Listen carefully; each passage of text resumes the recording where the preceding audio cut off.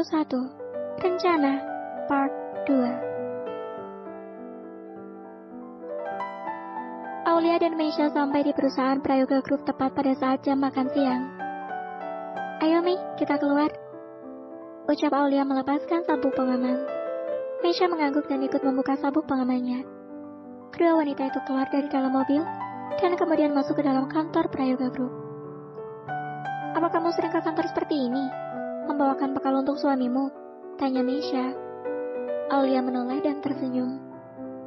"Aku jarang sekali ke kantor. Baru 3 kali aku pergi ke kantor Mas Sandi." Meisha manggut-manggut dan mengedarkan pandangan. Wanita itu begitu kagum dengan sosok Sandi, yang ternyata adalah seorang CEO dari Prayoga Group.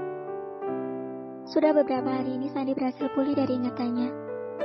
Karena memang amnesia yang dideritanya hanya amnesia ringan. Dan setelah bisa mengingat kembali, pria itu benar-benar sangat menyesal dengan semua yang terjadi pada Aulia. Karena telah menyakiti istrinya itu sangat dalam.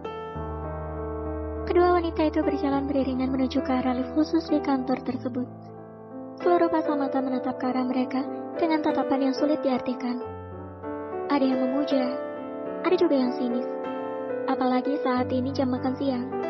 Banyak para karyawan yang berhamburan keluar untuk istirahat mencari makan siang di luar kantor. Mereka juga melihat kedatangan Aulia dan Meisha.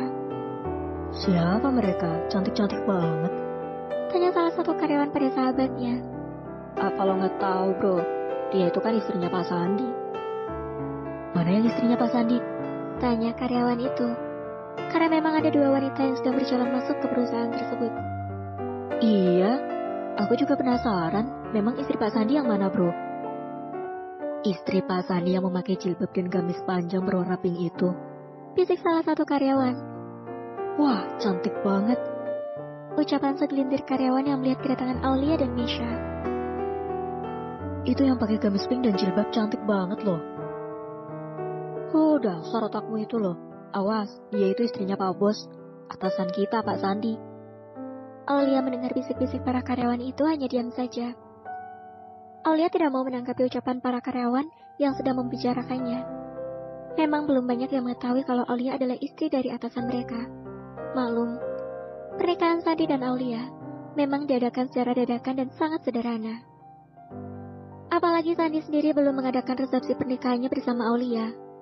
Tetapi ada segelintir orang yang tahu tentang pernikahan mereka. "Apakah mereka sedang membicarakan kita?" tanya Meisha menoleh ke kanan dan kiri, melihat beberapa karyawan pria yang sedang menatap ke arah mereka. "Biarkan saja, ayo kita masuk ke dalam lift. Mas Sandi sudah menunggu kita di ruangannya," ucap Aulia. Setelah beberapa saat mereka sampai di lantai di mana terletak ruangan CEO Prayoga Group. Pintu lift terbuka. Aulia dan Meisha berjalan menuju ke arah ruangan Sandi dan langsung disambut oleh sekretarisnya. "Bu Aulia, Anda sudah ditunggu Pak Sandi, silakan masuk," ujar sekretaris itu. "Terima kasih," jawab Aulia tersenyum ramah. Meisha juga ikut tersenyum menanggapi. Sandi menyambut kedatangan istrinya dengan senyum lebar. Tetapi tiba-tiba senyum itu menghilang setelah melihat Meisha juga ikut masuk ke dalam ruangan. "Kenapa kamu kesini?" tanya Sandi menatap tidak suka ke arah wanita tersebut. "Sayang, tadi Meisha ingin kesini, jadi aku ajak sekalian. Karena aku juga ingin membawakan bekal makan siang untukmu," ucap Aulia. "Tenang Sandi, slow ya. Gue gak bermaksud buat merayu atau mau menggoda lo. Sebenarnya tadi Aunty Rahel yang menyuruh gue untuk kesini. Ya, tahu sendiri kan, kalau mama lo itu ingin banget kita bisa menikah," ujar Meisha dengan bahasa tidak formal. Sandi menatap tajam ke arah Meisha. "Lalu tujuan kamu apa ikut kesini bersama dengan istriku?" "Sebenarnya gue mau ngomong sama lo. Gue mau buat rencana biar Aunty Rahel sadar kalau sebenarnya gue ataupun lo sama-sama tidak ingin dijodohkan. Gue tahu diri kok, kalau sebenarnya lo dan Aulia saling mencintai. Tidak seperti yang Aunty Rahel katakan." Aulia dan Sandi masih menyimak. "Gue juga gak mau merebut suami orang. Masih banyak cowok yang mau sama gue. Jadi sebenarnya gue gak setuju dengan ide gila mama lo itu." "Apa kamu benar-benar tidak suka? Atau ini hanya rencanamu saja?" tanya Sandi memicingkan matanya. "Haha, santai aja San. Gak perlu bersikap formal sama gue. Kita udah bersahabat sejak SMA. Jadi mana mungkin juga gue bakalan mempunyai rencana buruk buat lo. Intinya, gue juga gak setuju kalau harus dijodohkan sama pria yang sudah memiliki istri. Jadi tenang saja, rumah tangga kalian akan selamat dari badai yang menerpa. Meisha tergelak. Jadi, apa kalian bisa membantuku? Tanya Meisha yang melihat kedua orang itu.